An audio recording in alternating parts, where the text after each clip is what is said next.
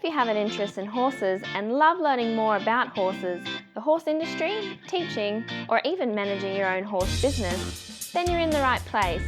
We would love you to join us on our mission, which is to improve the lives of horses around the world through the education of riders, handlers, and trainers. So get comfortable, listen in, and enjoy. This is another of our popular Listener's Choice interviews, which we're playing over the weekend. We've chosen the most popular interviews for you to select the Listener's Choice winner. If you're not sure how the Listener's Choice competition works, have a look at horsechats.com/choice for the rules and the leaderboard. Today's guest is Darryn Fredrick. Although Darryn's worked in the horse industry as a professional riding instructor, today we're going to talk about his specialisation as a vaulting lunger, trainer, coach and coach educator. How are you today, Darryn? Not bad, Glenys. Good.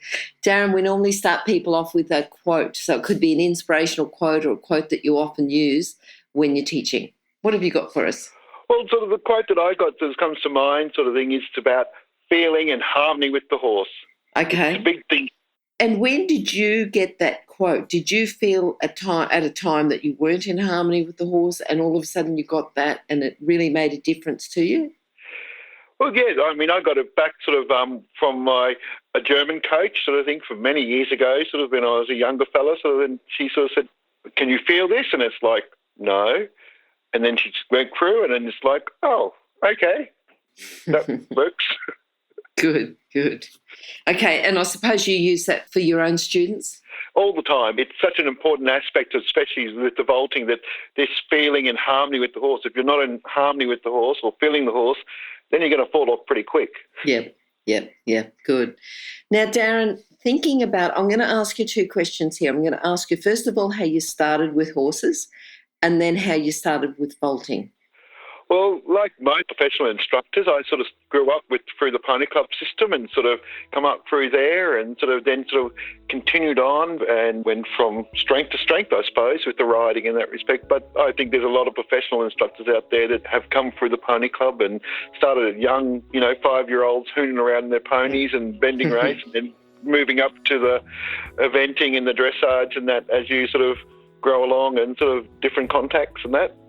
And can you remember your first memories? I mean, were your parents horsey? Were they not? Do you remember your first memory, the first time you sat on a horse, rode a horse? One of the first memories I have about being on a little fat Shetland and she going under the hitching rail and me being left on the hitching rail, that was probably one of my early memories. Yep. And were your parents horsey? They had horses, or what was the story there? Yeah, I mean, the whole family, we all grew up sort of, typical pony club family, I suppose, doing the things. Yep, good. Now, how long ago were you introduced to vaulting? Because that's really a specialisation now. Do you remember when you first got introduced to vaulting and when that was, what it was like?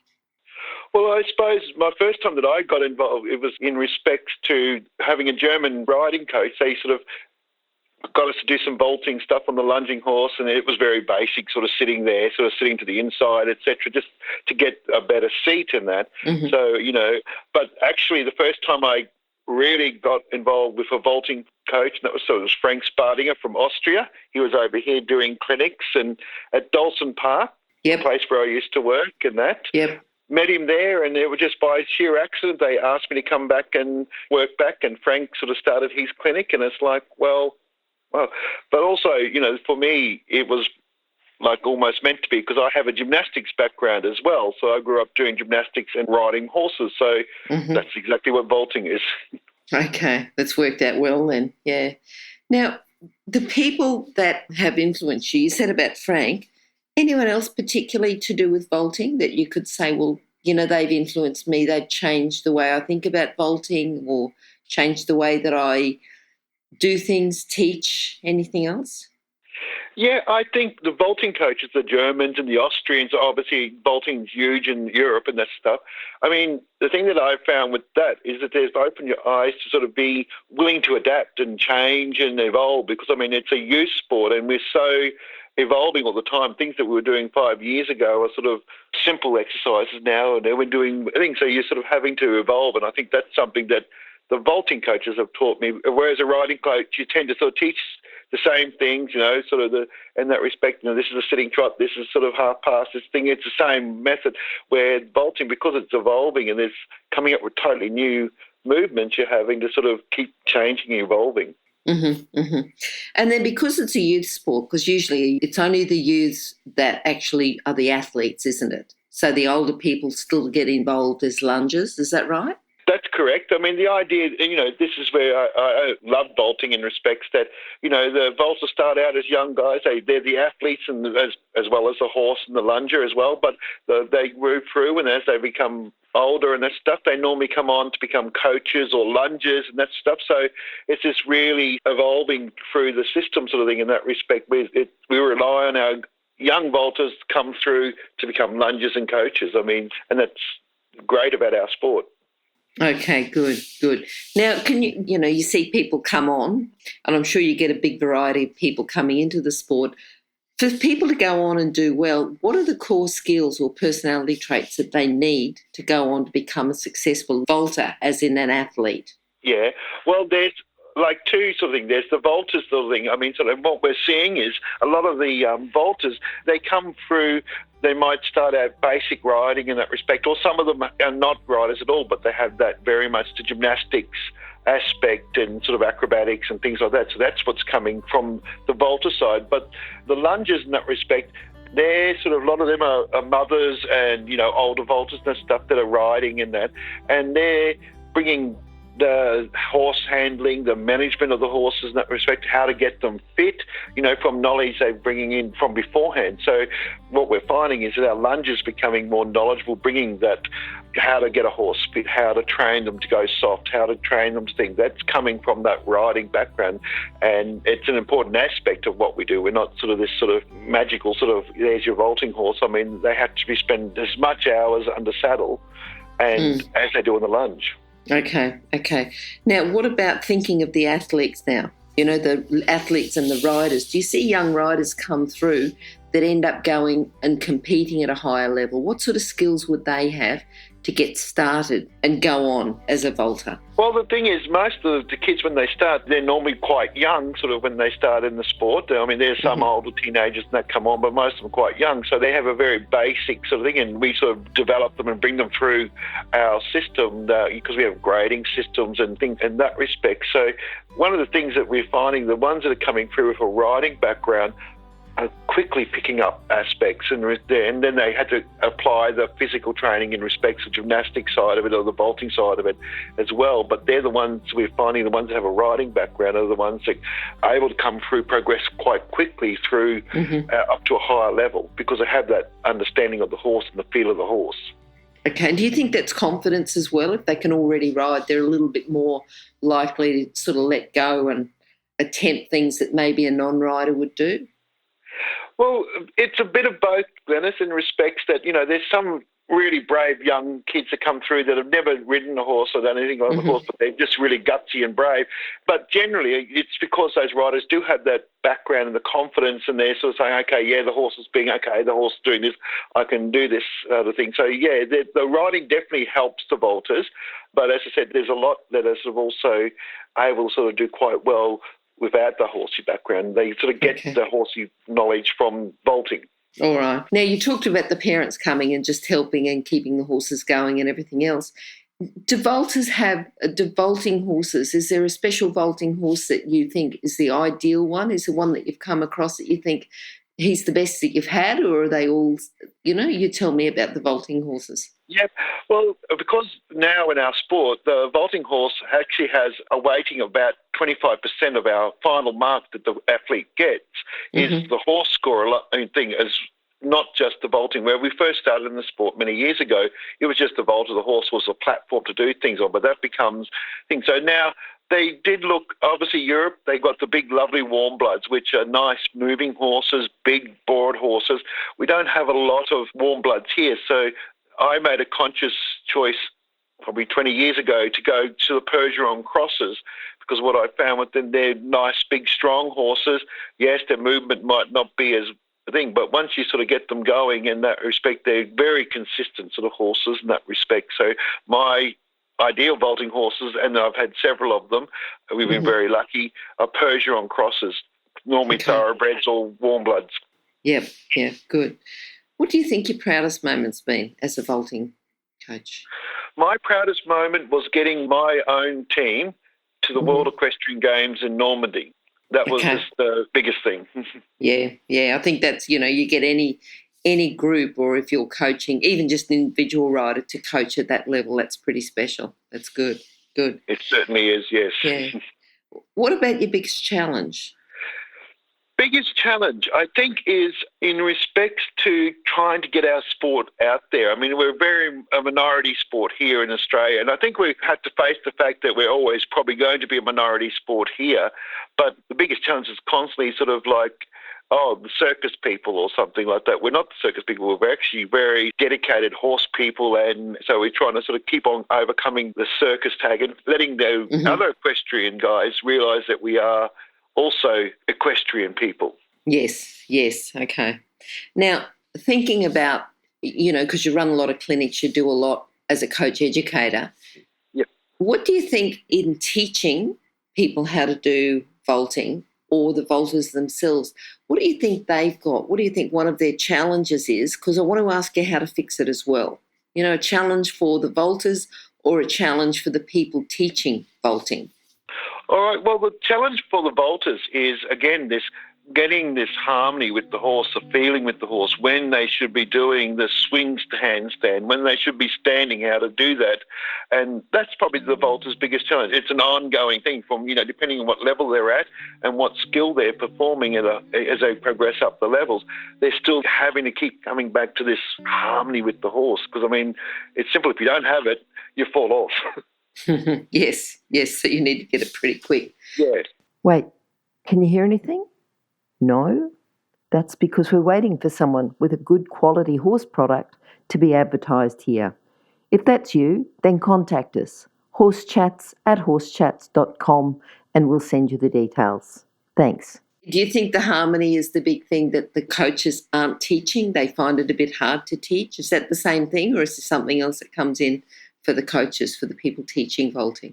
Well, I know the driving coach clinics as a coach educator to coaches and trying to help them. I mean, because a lot of the coaches are sort of amateur and that stuff, because, I mean, there's not that huge sort of body of people sort of thing. So most of them are amateur coaches in that respect.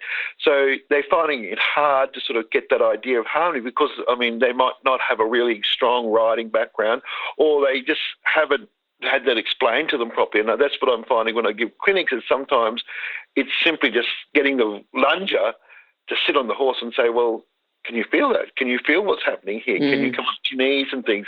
And I think that's sort of, with the lunges, it's that aspect that you've got to say, okay, you need to sort of sit on the horse and feel what the vaulters are feeling the movement of the horse.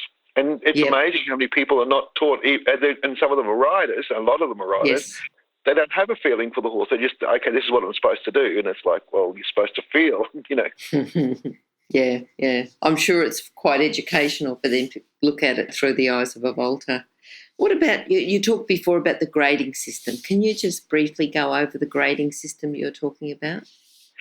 Yeah, what we've introduced in Australia, we picked it up from the Germans early in the piece, and there's a grading system, which the idea, it's like a level sort of thing. There's 1, 2, up to 5, and level 5s are gold, and 4s are silver, and 3s are bronze in the lower levels.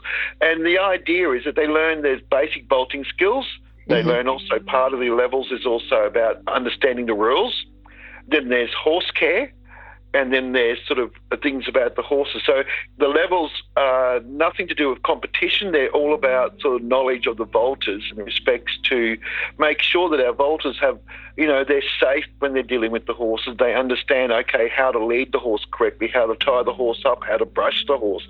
These are all part of the levels, and it goes up to obviously the gold level. They're able to train their own vaulting horse in that respect. That's what the aim is. And the level 1 is for the little ones, knowing how to lead the horse safely, how to brush the horse and pick his feet and things like that. So as well as there's the vaulting aspect, as well as the rules and things. So I think it's a great idea. I think it's a good way to make sure that our athletes have a knowledge about the horse as well. Yep. Now, if people want to get involved in vaulting, how do they do that? Well, people want to get involved with vaulting because vaulting is a little bit unique in respects that you literally have to go and join up with one of the clubs and that stuff. It's not a place where you can just use your own horse or something because the horses take, to train a vaulting horse to the high level, dealing with the higher level, it takes about 3 to 4 years to get them to be consistent at that level, dealing with that sort of stuff, the movement changes and things like that. So it's not something you can just get your own horse and sort of, okay, I'm going to whip it around. So we recommend, and then contact the clubs. They're all on the EA website.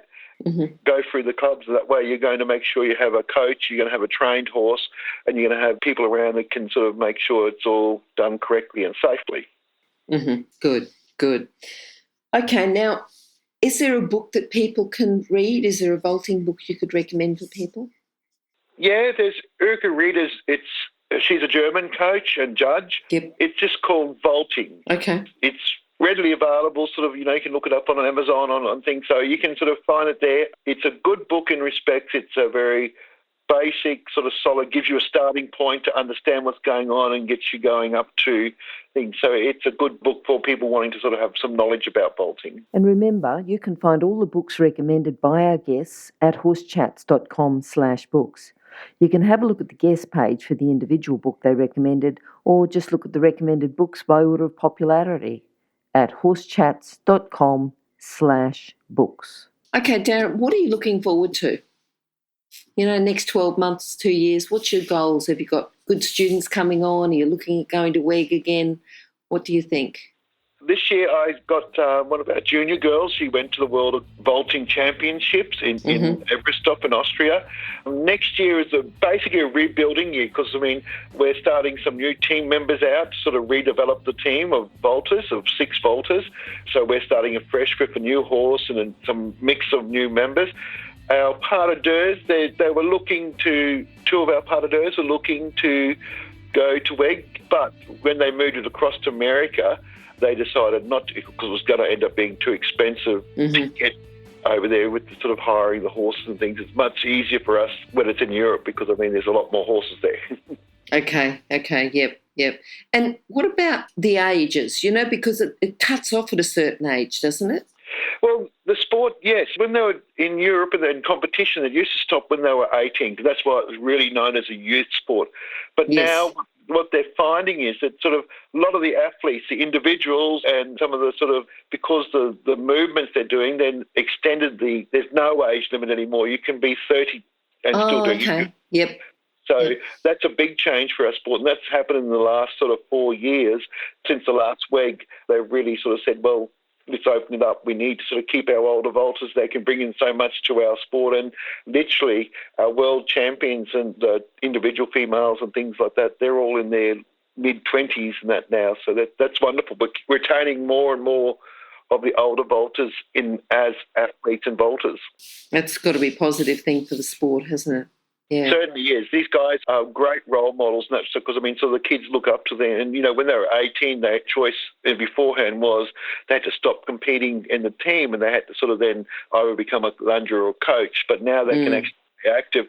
But the thing is, we're finding also that a lot of these older ones are also still getting into coaching, still getting into the lunging, but they're still keeping their active competition. And the children seem to have these real good, great role models that are there actively involved in competing in the sport. Yes. All right. Now, Darryn, can you sum up your philosophy into a lesson today?